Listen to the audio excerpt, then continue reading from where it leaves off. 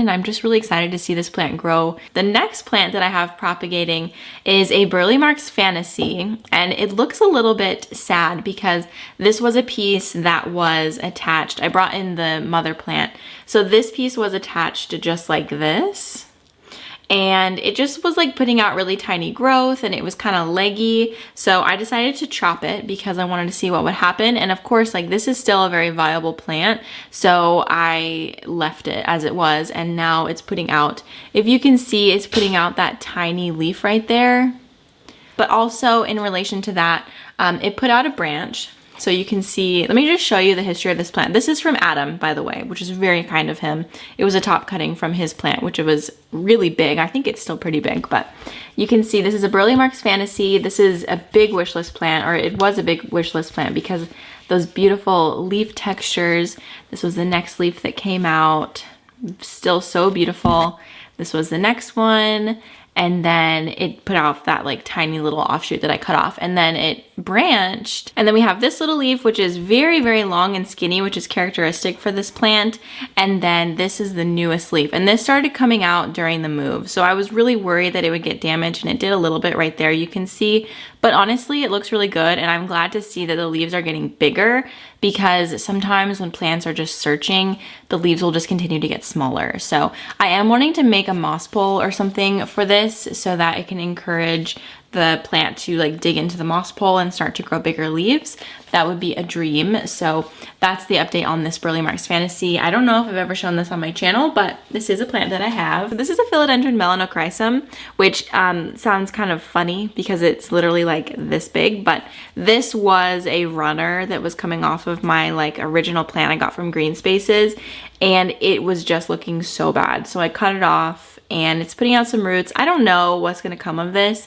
I do have more to report on the Philodendron melanochrysum in just a moment, but yeah, this was in that as well. I kind of forgot about it. Okay, this is a squamiforum, Philodendron squami something, and this is also from Adam, and these are all covered in like a thin layer of white dust because when I was sanding down the cabinets, like obviously I can't take like the frame of the cabinets down, so when I was sanding this, it was just like flying everywhere, and like some of it got on the plants. So I need to go in with something a little bit more serious than just water to get it off, but the plants are fine. So anyway, this is just a little cut of his plant, and I'm propagating it. It has put out this little root right here and a growth point. This is not a plant that I've ever had, but I think that the like fuzzy petiole is just so cool. Like look at that stem, that is so pretty. I'm obsessed with it. I think it's really cute, and it's coming along really nicely. Okay, the next cup for propagations. This was a Trader Joe's curry jar. I peeled off the label because that's just, I couldn't rest without it being peeled off. So let's go through this and see all the plants that are inside. So this first plant is a little bit difficult to show you, but this is a Hoya Rebecca, which actually there's a peduncle on there that looks like it's about to bloom again. How can I show this to you? Can you see that white tip on there? That right there is a peduncle, and that is ready to bloom again. So that's really exciting. The leaves on this, I have seen a Hoya Rebecca in person. This is from Adam, and I've just kind of always wanted a Hoya Rebecca because my name is Rebecca, if you didn't know that.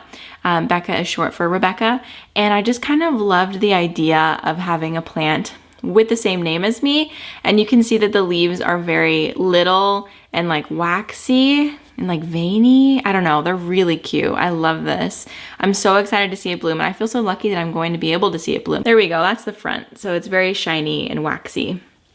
Hence the name wax plant. This right here is a pink princess. Basically, well not basically, it's completely reverted besides this tiny little piece. Can you see that little pink? And my pink princess is very frustrating because it's reverted and it hasn't done anything, and it grows a lot. It just isn't super exciting if it's reverted. So I want to show you this plant. As you can see, has some like dots on it, and that is spider mite damage. So that's what spider mite damage looks like long term. It's super ugly, and I don't know, it's not a big deal, I guess. Also the white powder all over it, I tried to wipe it off, but anyway, spider mites do leave long-term damage as well if it's a pretty bad infestation, and obviously I've had spider mites more times than I can count, and for some reason it just always surprises me when I find them. I want to continue to normalize having pests because it is normal and it doesn't mean that you're a bad plant parent or you don't know what you're doing or whatever. I think that it says more about you if you're able to find it and identify it than you getting them in the first place. This is a variegated Wayettii, and let's focus. There we go. It's very beautiful. This is one of those plants that I was like, oh man, I want that plant so bad, but I just kept putting off buying it. And the actual stem itself has like a nice pink hue. I don't know. It's one of those plants that I've seen so much and I'm like, I would like to have that at some point. And then I just never bought it. But now Adam has made it very easy for me by sending me a piece of his, which is very exciting. Also, the Rebecca is from him. I don't know if I said that. Okay, the next thing and the last Hoya we have here. This is a Hoya obovata variegated, and it is a little bit splashy, but not really. So, ooh, it's already like thickened up a little bit. So when I got it, it was super flimsy just because there are a lot of leaves on the cutting and there aren't any roots.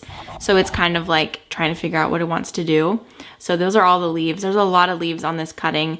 And yeah, I'm super excited about this. This came off of Adam's like super splashy obovata, which I have this leaf from. So this is the same plant, except this is super splashy and this one is not. So anyway, I'm excited to see what will come of this. I'm going to be rooting it. I might want to try rooting this one in like spag or something. I'm not sure.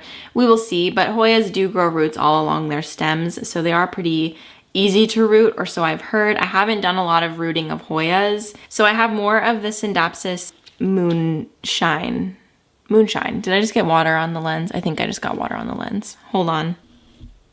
There we go. So, okay, these ones were in water and they have grown so well. Look at those roots. Like, that's really good. I feel like Scindapsus is really difficult to root. Like, it takes a long time. And I kind of just wanted to experiment and see where it would root first. And that piece over here that's in spag, this piece did not root in water at all. It was in water for like 2 weeks and I didn't see any activity.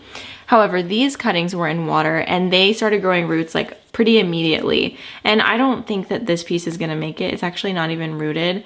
So it's sad, but I don't think that's gonna make it. But this piece is very happy. And that's just the joy of owning plants, is you never know what they're gonna do and how well they're going to do under different circumstances.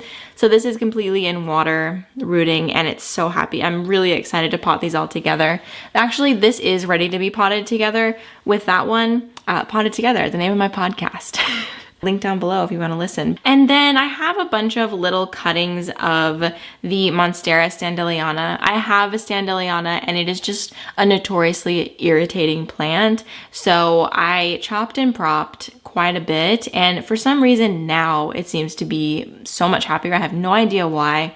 When I was moving, it actually had spider mites. Like, I noticed that it had spider mites, I don't know, like a day or two before I moved, and I just did not have time to deal with it. So I put a small plastic bag over it throughout the entire move. And I don't know if that like extreme boost in humidity like did something for it, but it is in so much better condition, and it actually started putting out a branch that looks like it has like a good size leaf on it. So I'm a little bit confused, but I'll take it. So these are 4 cuttings. Let me just show you up close what they look like. It's just 4 little leaves and nothing entirely too special. We will see if anything comes of them. I mean, I felt kind of bad dumping off these super beautiful leaves with variegated stems, but the plant was really annoying. I'm gonna be honest. I was like ready to chop up and just like throw away the plant. And then I remembered how hard it was to find it. And I was like, okay, I need to calm down a little bit and just relax. I need to relax. The last things that I wanna show you are, well, first of all, my Fittonia. Let's check her out. It's not doing well. But the stems are still upright, which tells me that it's still alive.